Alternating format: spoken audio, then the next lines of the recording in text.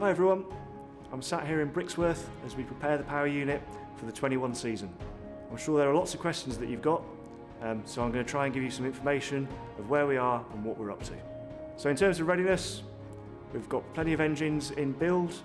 We've already got some that are together. We've got engines on the dynos doing the durability runs. We've got engines at our customers, either already gone in the back of their chassis and fired up or in the process of doing so. We have got some issues. We know we've got issues, but we've got plenty of plans in place to fix all those issues, and I'm sure we'll be ready for the first race. It's an exciting time at the factory. Exciting but busy.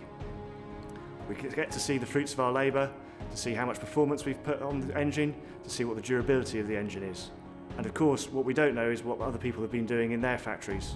So it's full of excitement here, but also nervousness of have we done enough. The winter is always a challenging time for us as we prepare for the new season, and this year there have been a few extra additional things thrown at us. It's been the first winter where we've had to react to a change to the regulations which limits the amount of dyno hours that we are able to run. This means we have to make every single dyno hour count and must make sure that we're entirely productive to learn about the performance and the reliability of the power unit during each hour. Also, it's the first winter where we've prepared for only one single upgrade for the whole season. So we have to get all our performance into the first PU that goes to the first race. Whereas in previous seasons we've been able to split that up into different packages for each PU that gets introduced. So that gives us that challenge that we absolutely have to get everything there for the first race and make sure it's entirely reliable too. Also, there are more races this season and the same number of power units, which means that individual power units need to do more races. So we just have to make sure that we're ready for that and make sure that the power unit is reliable. We also have the challenge that the winter's been pretty short. We didn't finish racing until the middle of December and we're back straight into it. So if anything, we've had more to do and a little less time to do it.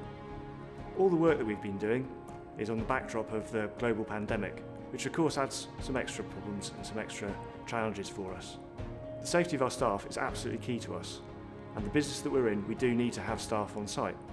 So we've had to do many changes to the site in order to make sure that it is COVID secure, and all the testing and all the things that everyone puts in place is absolutely imperative for us.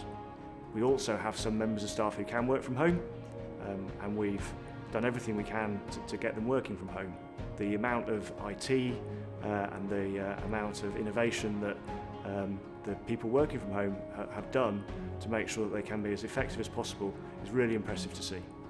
I'm not entirely sure how we'd have coped 20 years ago, but with the IT solutions that we have, we've learned a lot, and in many places we're actually probably more effective than we have been in the past. We've learned a lot, we'll keep evolving, and we'll try and make the most of the situation we're in. Of course, this year we also welcome Mclaren as being powered by our PUs from Brixworth. But what does that really mean to us in terms of our day-to-day life? The most important thing for us is that although we will be producing more engines and sending more engines to the race, we don't want to have to freeze the specifications any earlier, because that's time that we wouldn't get back, and we really need to make sure we're getting every ounce of performance and reliability into the PU. So that gives us the challenge of understanding how we can build the engines. Can we be more effective? Can we be more productive? And we've got all the plans in place so that we can build an extra 25% engines without it having a huge impact on what we're able to take to the circuit. The major regulatory change for the 22 season is a change in the fuel. So it will turn into an E10 fuel, so some sustainable ethanol added to the fuel. That's a challenge for us and our fuel supplier, Petronas, but something we're happy to embrace.